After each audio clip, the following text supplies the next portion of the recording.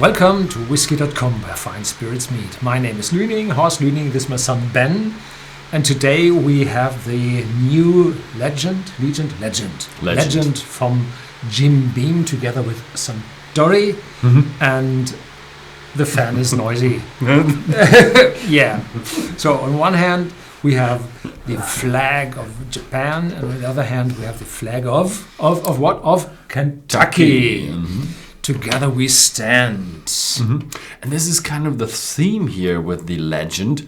It's two legendary creators. It's Fred No, the master distiller of the Beam Distillery in Kentucky, who makes a legendary Kentucky straight bourbon.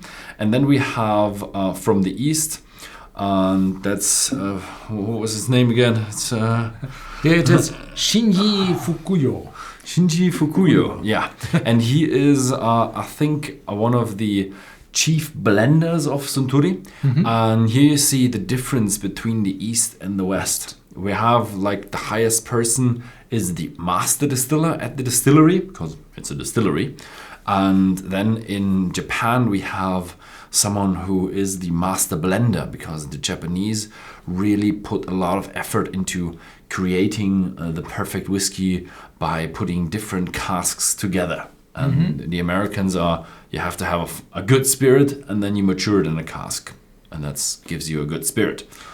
So, and this here is the perfection from both sides combined into one bottle. And as you can see, I've already had a few drums. It's good. Yeah, so we're sitting right in the middle of the Pacific. And on the left-hand side, on the east, is Japan, and on the right-hand side is Kentucky. But we should have changed places because I like Japanese whiskies more. And you're the specialist in Kentucky or in the bourbon fraction. So inside, what's inside? It's 43%. I don't think, did they say Kentucky straight bourbon? Yes. Kentucky straight bourbon whiskey. Partially finished in wine and sherry casks. So you have the problem that a Kentucky straight bourbon has to mature in fresh American white oak casks, and for at least 2 years. And then after that, it may be called, if it's bottled straight, then it's called Kentucky straight bourbon. But this isn't bottled straight because it's refilled or mixed together with others, so that you do not have the sole signature of Kentucky straight bourbon on it, but as well the partly finished. So it's the law. It's the Bourbon Act. Yeah, the thing is, I've talked to the guys from Beam Suntory, and they actually said they actually went to a lot of officials and a lot of lawyers, and they actually got it confirmed. Yes, you're allowed to say that. So yes. It is Kentucky straight bourbon finished. Partly finished. Partly finished. And it's, of course, uncolored, and look how wonderfully dark it is. Beautiful. So what's on it? It's a... I don't know what that is, but you can see the shape of the face of the two people. You reckon? I saw more of the calligraphy of Japanese artmanship. There's a hobby in Japan, and I think it's Asia in general, that you have the old writing, or they still do have that writing, but it's writing beautifully. That's a hobby in Japan. Not yours. It's not mine. No, my handwriting is awful. So on the cork, on the stopper, it's Kentucky and Japan. And the L, this L stands for the Legend. Yeah. And it's 2 L's, so it's 2 legendary whiskey distillers. Or 2 countries. 2 true legends. It's written here. 2 true legends. So it's priced roughly at 50. And 43%, so it's. I always find it interesting. You have the state of Japan here, and you have the state of Kentucky. But what's the U.S. then? U.S. is it not like Japan? No, it's it. The Japan, they have their prefectures. Yeah. But the thing is, the U.S. is not really a state. It's more a union. Federation. a federation of states, and because the Commonwealth of Kentucky, what it's called, has its own constitution. So it's definitely the Commonwealth of Kentucky is something that can stand alone. Yeah, and But what is it? Part of the United we stand. So they probably remain in the Union. Divided we fall. Divided we fall. Yeah. So they probably gotta remain in the U.S. Union. And well, the Commonwealth of Kentucky means that there are those counties inside, and one of those counties is the Bourbon County, and the name of the Bourbon County comes from the Bourbon family of the French kings who helped the Americans fight the English against the taxes they want to have. And against the tax, a fight against the taxes. Yes, that's it. Freedom. Why do we not have American president who declares war on taxes? Yeah, and so the funny thing is that in the county Bourbon today there is no Bourbonist. The thing is, it moved. Yeah, the Bourbon County is actually not called Bourbon County anymore. Yeah, it's the called old Faraday or something like that. Okay. Yeah. Cheers. Cheers. There's a strong bourbon character in it. Definitely. But also a strong sherry character. Yeah. Sherry on top, and this is quite unusual to have both of it. Yeah, that's the beauty. This is really something new.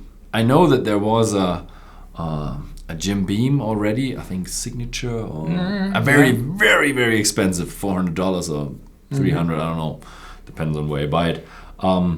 And this now here is something like that, affordable, and even with a Japanese touch to it. So it's really cool. I love If the it. Japanese touch on it, it's 10 more, 100 more. Like, oh, we sell it for 40.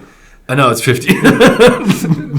Not only that, 140. If you look at the prices of the Suntory whiskeys, it's incredible. But I don't think They're there's no Japanese whiskey in it.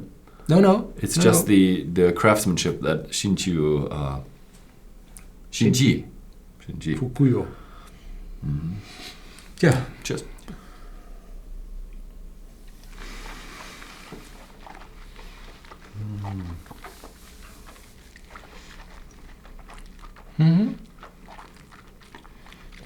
Truly sipping, and then a hefty aftertaste from European oak, probably. So definitely more oakiness in it than in any other bourbon whiskey. So a lot of it covering my tongue, cladding my mouth. There's really a lot of oak in it. It's incredibly strong. It's really a lot. It's flavor. only 43. 43. Okay, I would have guessed 46, and it has that bourbon touch. But usually that bourbon touch is quite light and very sweet. You have that sweetness, but the lightness is just enhanced by a lot of that sherry character with a lot of fruit and oak. And the aftertaste is quite oaky. Long. Yeah. I love it. It's one of these experiences that is really extreme. I do love the extreme whiskeys like a good let's say what was that Jim Beam called, the triple oaked, the black one, Jim Beam Black. That is really a lot of oak in it. Or you have a really, really, really smoky whiskey, or you have a rye whiskey that's really spicy. And this one here is just sweetness combined. But you realize it's not artificial sweetness like in a liqueur, but it's natural within the whiskey. And it's more fruity from the sherry casks. So this is quite a lot of complexity in it. Yeah.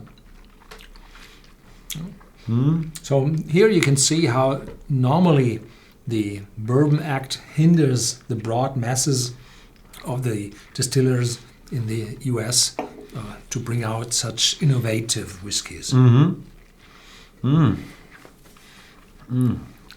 So this is really something new. Yeah. I'd really like to know if it's if this marks a turning point for the U.S. whiskey or for the Kentucky Straight Bourbon. As if this hits off incredibly, might do. Depends on how you like it. And if this hits out incredibly, then we might see more of these cask finishes within the Kentucky Straight Bourbon industry. Yeah, let's give you a few notes from the back of the bottle. From rich aromas of mature oak, very true, and lingering spice, true, to the flavors of dried fruits, pulled from wine and sherry casks, every sip of Legend is worth savoring and sharing. Now the aftertaste is a bit dry. That's typical more for a sherry matured whiskey, not for bourbon. So I'm going to be really excited if this hits the market well or not. What do you think? Do you like it? Give us a thumbs up, thumbs down if you like the whiskey or not, and write something in the comments if you've already tried the Legend. So yeah, thank you very much for watching, and see you next time.